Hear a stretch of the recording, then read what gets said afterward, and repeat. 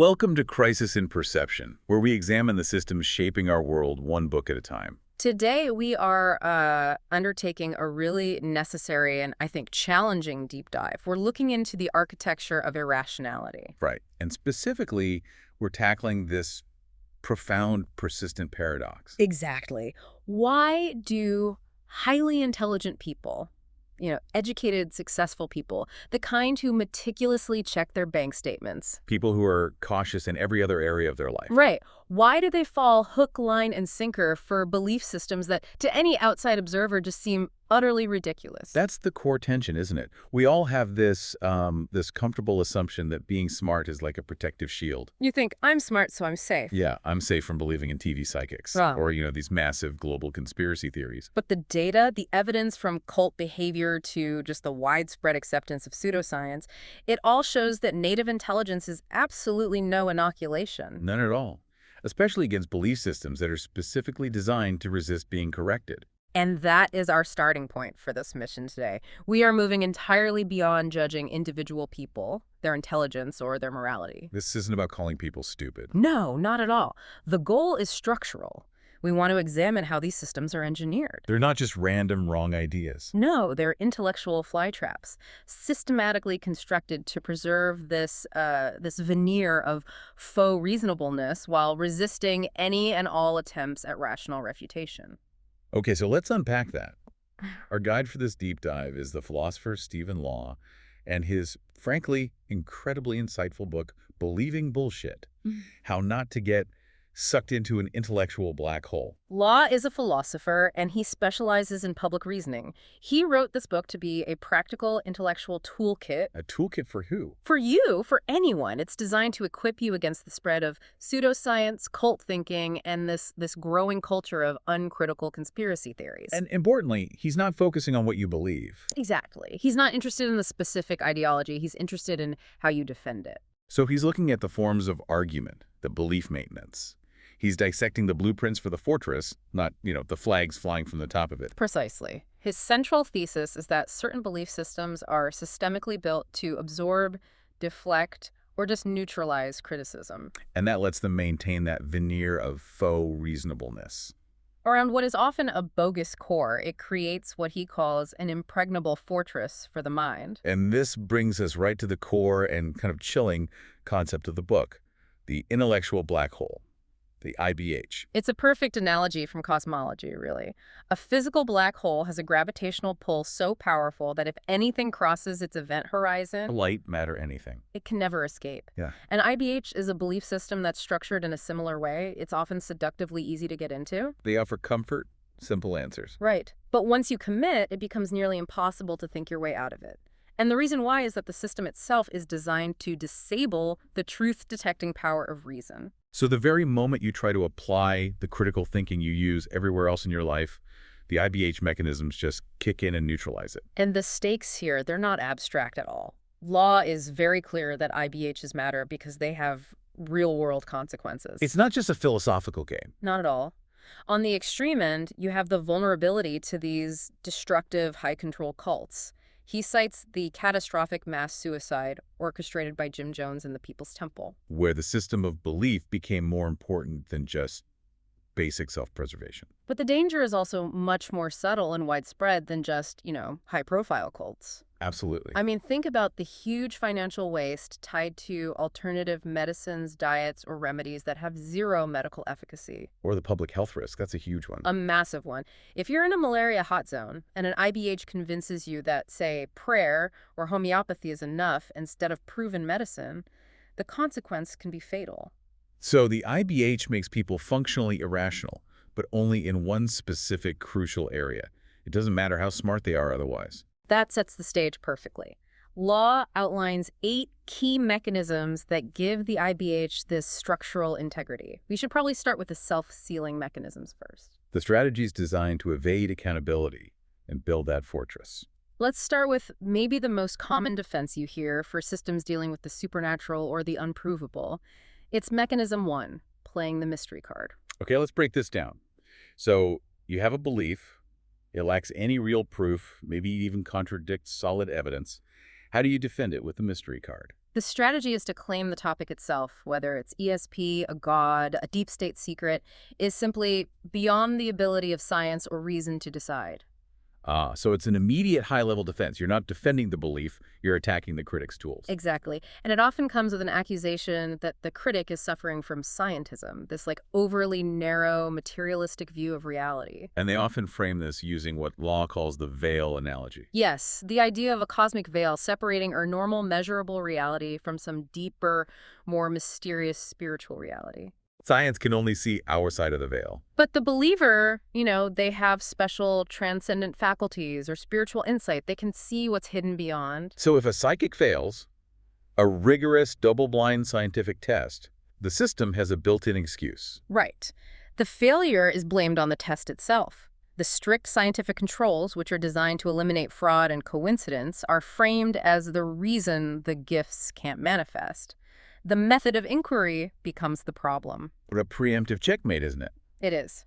But Law challenges this by reminding us that rational refutations aren't limited to the scientific method. We have other tools, like pure reason. Can you give us an example of a refutation that doesn't need a lab coat? Sure, something Law calls conceptual refutation. Imagine someone claims they discovered a four-sided triangle. Okay. We don't need a research grant to refute that. The very concept of a triangle is defined as having three sides. The claim is logically impossible. It's a conceptual contradiction. That's powerful. It shows reason alone can debunk claims that are just internally incoherent, like Law's example of a non-temporal agent acting before time existed. That's a conceptual problem, not an empirical one. Precisely. If a concept contradicts itself, reason is enough. And we also use what he calls empirical but non-scientific refutation all the time. Like if your friend claims he has a rhinoceros in his shirt and you see no bumps, no snorting, the shirt is flat, you use common sense observation to conclude beyond a reasonable doubt there's no rhino. You don't need a controlled experiment. And yet the mystery card is so often defended by that old philosophical smokescreen. You can't prove a negative. Ah, yes. One of the IBH's most convenient get-out-of-jail-free cards. Now, if they mean you can't prove non-existence beyond all possible doubt, Law agrees.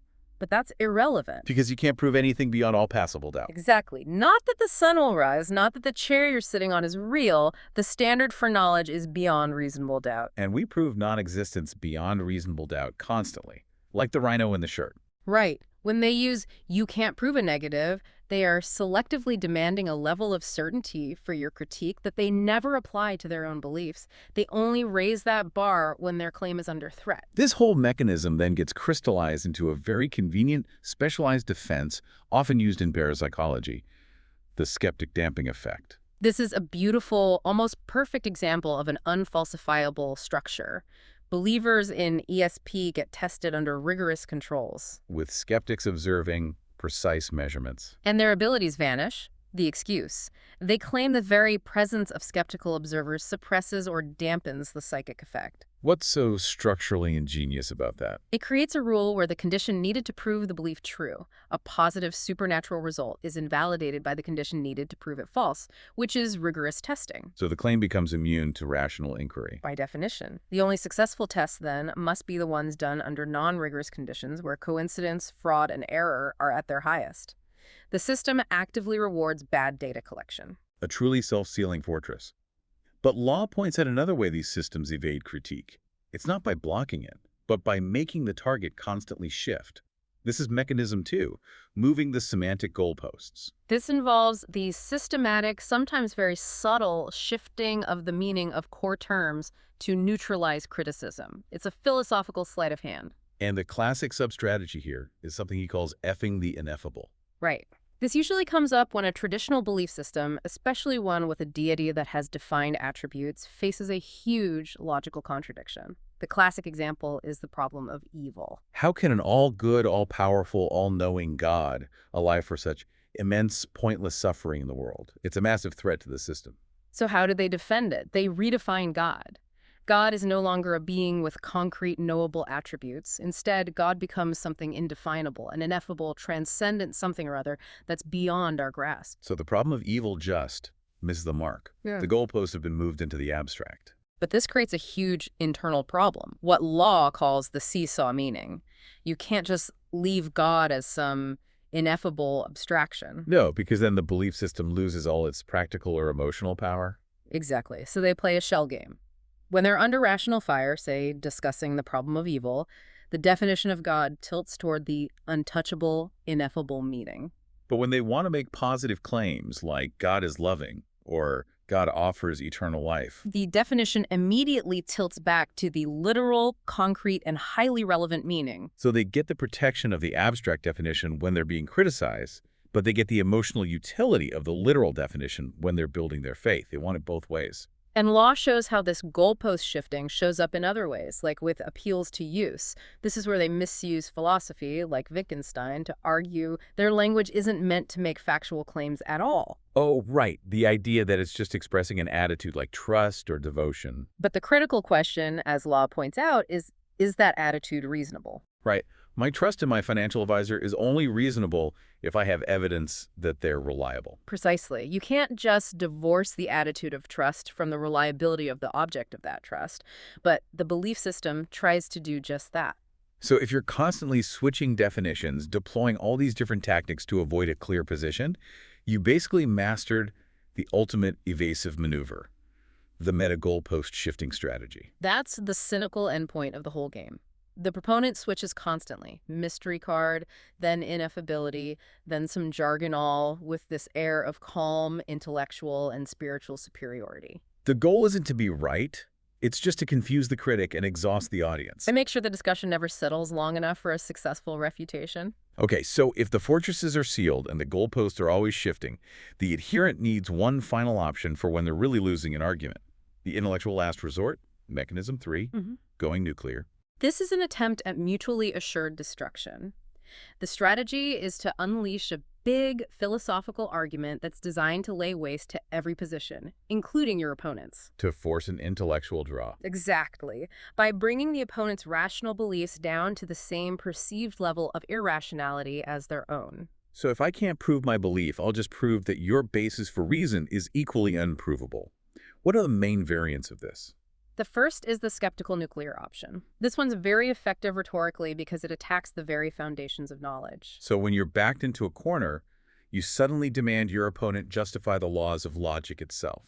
Or justify the existence of the external world. The conversation just grinds to a halt. Okay. You can't use logic to justify logic, that's circular reasoning. The specific argument gets forgotten. And Law points out the deep structural hypocrisy here. Total hypocrisy. The adherent relies on reason constantly in their daily life. They trust gravity, they trust their bank balance. But the moment their core belief is threatened, they activate this fundamental, all-encompassing skepticism. They press the nuclear button. And then, once the threat is gone, they go right back to trusting reason. It's pure intellectual opportunism. It's the dishonesty at the core of the IBH. The other variant is the relativist nuclear option, right? Right. That may be true for you, but it's true for me. Yes, and we hear this everywhere now. Law argues this position is just absurd when you apply it universally. Because if truth is entirely subjective, then my belief that I can fly by stepping off a building is true for me. But reality doesn't really care. The laws of physics are not up for a vote.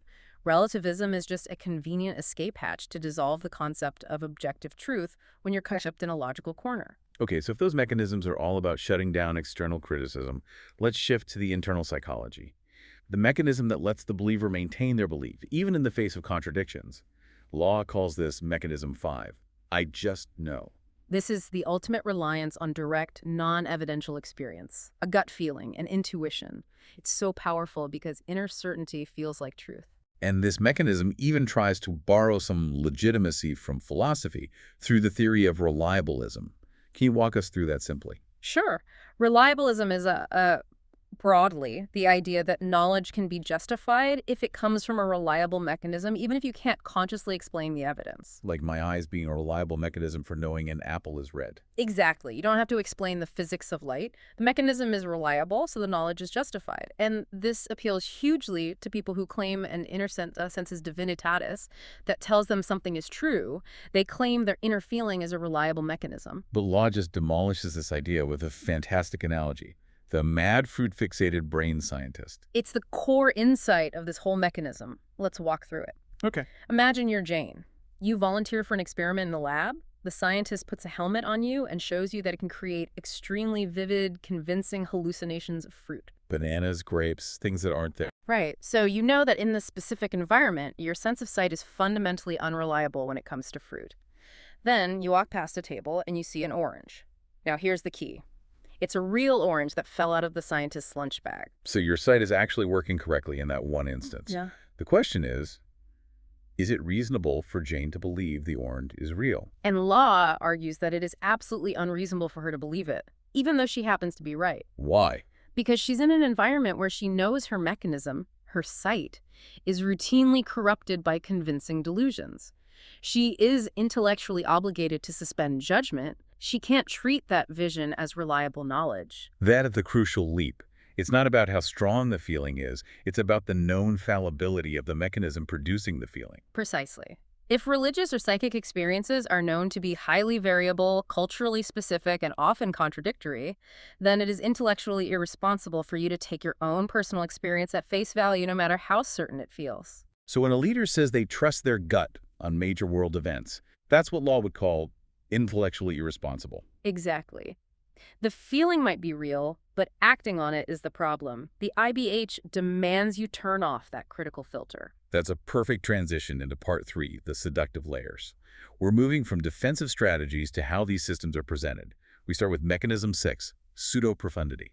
The art of sounding deep while talking nonsense. It relies on specific linguistic recipes, doesn't it? To make the listener feel like if they don't get it, it's their fault. It is. The first recipe is deliberate contradiction, asserting and then denying the same thing. God is everything, yet nothing. The truth is unity, yet individuality. To a skeptic, that's just a falsehood. But to a believer, it's a sign of depth. It's deep because it transcends normal logic, and structurally, it makes the doctrine impossible to refute. The meaning can always be flipped. Then we have deepities, a term from the philosopher Daniel Dennett. A deepity is a sentence with two meanings. One is true, but completely trivial. The other is profound and interesting, but false or nonsensical. Like Law's example, love is just a word. The trivial truth is, yes, the word love is a word. But the profound falsehood is that the entire human experience of love is nothing more than 4 letters. The ambiguity is what creates that oh wow feeling. You nod at the trivial truth and accidentally swallow the profound lie. And of course, you can't forget the use of excessive jargon. Right. Employing made-up words or misusing complex scientific terms, quantum entanglement, positive attitudinal energies, to create a fake air of authority. The purpose isn't to explain, it's to intimidate. To signal that the concept is too complex for your simple critiques. Which leads us directly to the famous Sokal hoax. A perfect real-world example of this. Absolutely.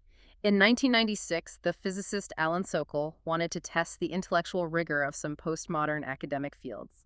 He submitted a completely nonsensical essay to a leading journal. And it was just packed with impressive-sounding but meaningless jargon. Total gibberish.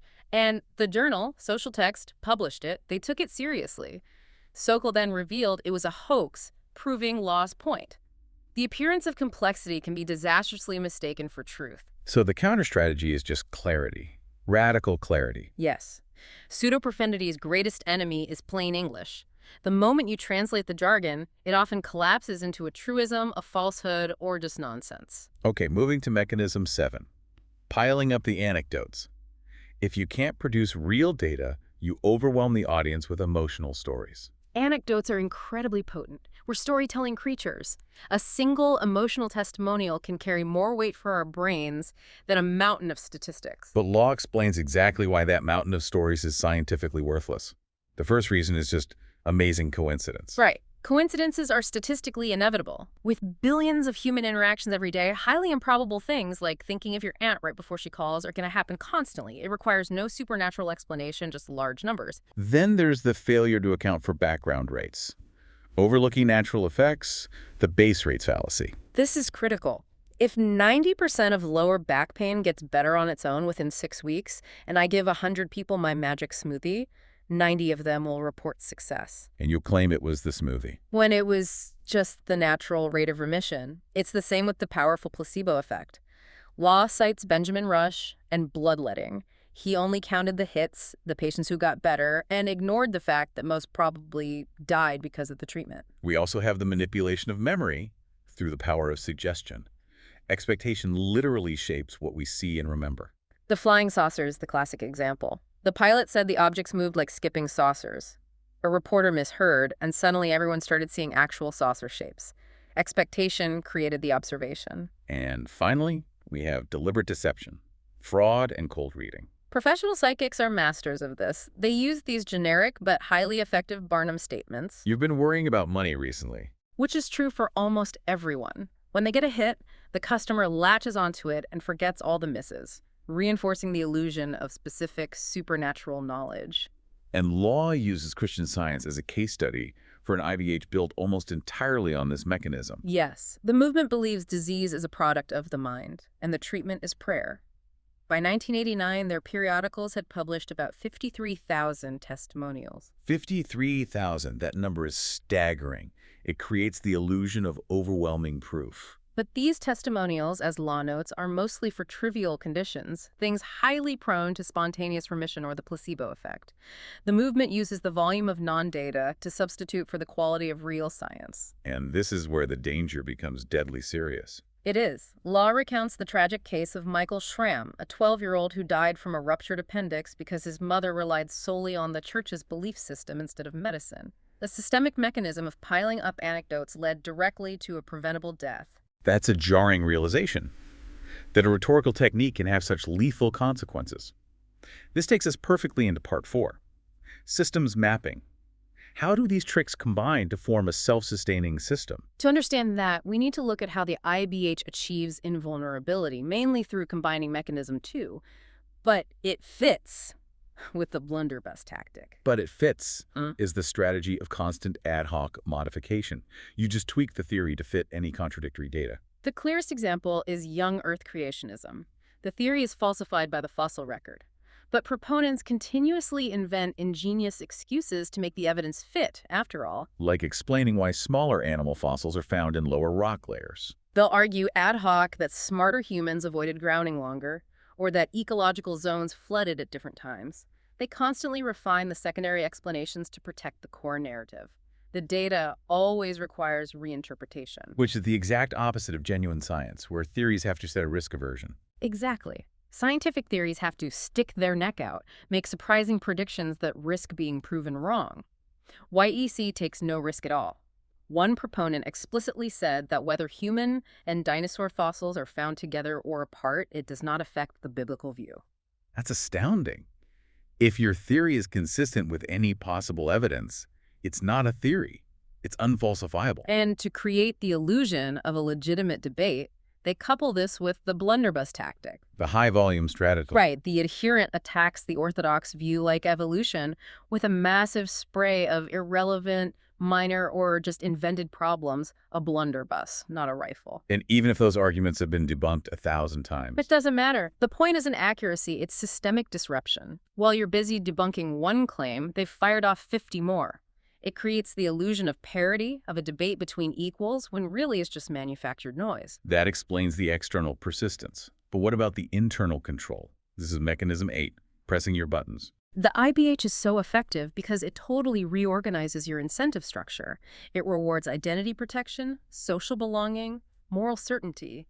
Accuracy is not the goal.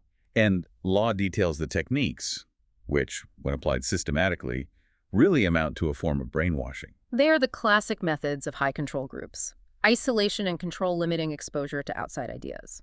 Uncertainty and certainty. The outside world is framed as chaotic and meaningless, while the system offers simple, absolute truth. And, of course, repetition. Constant mantra-like repetition. But the most powerful tool is emotional manipulation.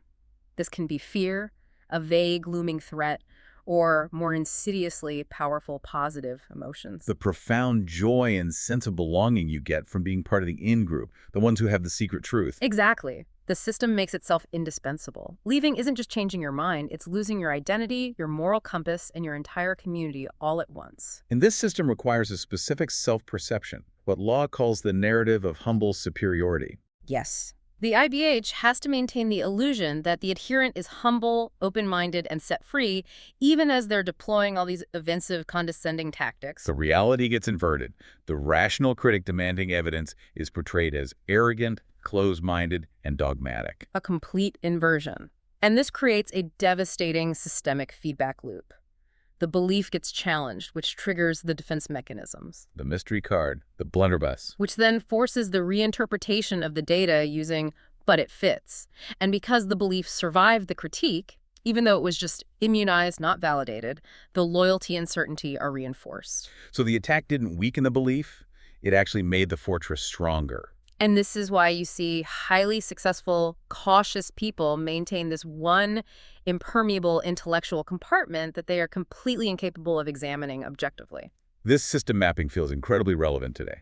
Let's move to part 5, present-day implications. Well, the internet is the perfect incubator for modern IBH ecosystems.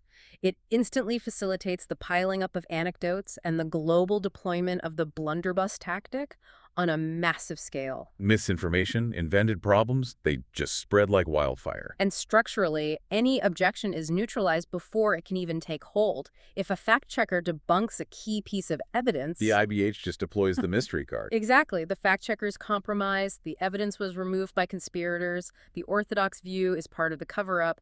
The system is structurally protected against fact-checking. We see this institutionalized in political and ideological echo chambers. They're basically large-scale, distributed IBHs. They perfectly execute Mechanism 8, pressing your buttons. They limit exposure to outside ideas through algorithms. They reinforce narratives through constant repetition. And most powerfully, they tie your identity and moral certainty directly to adherence. Questioning the narrative isn't intellectual curiosity. It's moral betrayal. You risk being cast out of the group. What about in academic circles, the problem of pseudo-academic movements? Law's point about jargon-heavy claims, pseudo-profundity, is still highly relevant. In some corners of academia, complex, impenetrable language can substitute for empirical truth. It's the Sokal hoax principle, institutionalized. It creates an intellectual snobbery where clear criticism is dismissed as crude or unnuanced. The more complicated it sounds, the safer it is from challenge. Which brings us to the most frustrating implication. Why debunking so often fails, or even backfires. If the IBH is engineered to withstand rational attacks, then attacking it with reason doesn't work. A detailed, rational debunking just activates the internal narrative that critics are biased, arrogant, part of the conspiracy. So the critique ends up confirming the adherent's conviction that they have a hidden truth. It strengthens the belief. Which is why Law's book is so important. It provides a toolkit for distinguishing between reasoning and rationalization. Reasoning is truth-sensitive. You search for facts and adjust your beliefs. But these 8 mechanisms are purely techniques for rationalization. They're methods to maintain a belief regardless of reality. The IBH teaches you how to sound like you're reasoning while you're actually just rationalizing. And that's maybe the most insidious part, the sophistication. The use of philosophy going nuclear, moving the semantic goalposts, allows these systems to perfectly mimic critical thinking. That faux reasonableness combined with the absolute certainty of "I just know," or the dense complexity of pseudo-profundity. It means confidence and complexity are often mistaken for genuine intellectual weight. In our crowded information ecosystem, the system that sounds the most confident and complex often wins, regardless of its truth value. So Stephen Law's Believing Bullshit is really more than a book about fringe ideas. It's an indispensable manual for recognizing these deceptive reasoning structures. Not just in others, but maybe most importantly, in our own defensive intellectual habits. And the central theme is really this.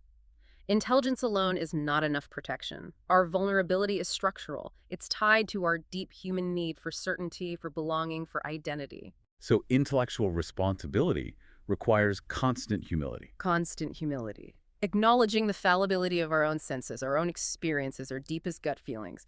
We have to actively maintain a truth-sensitive filter and not just accept a belief system because it feels comfortable or offers simple answers. Which leaves us with a final question. What degree of intellectual responsibility do we owe to ourselves and to others when we have to navigate a world that is saturated with structures explicitly designed not to inform the mind, but to capture it? That is a question we must constantly revisit. Our thanks today to Stephen Law for Believing Bullshit: How Not to Get Sucked into an Intellectual Black Hole. We encourage you to read the book yourself, support the author, or borrow it from your local library. For a shorter visual overview of this topic, see the mini explainer link in the description. If you enjoy systems-level analysis like this, please like, subscribe, and comment with books or topics you'd like us to explore next.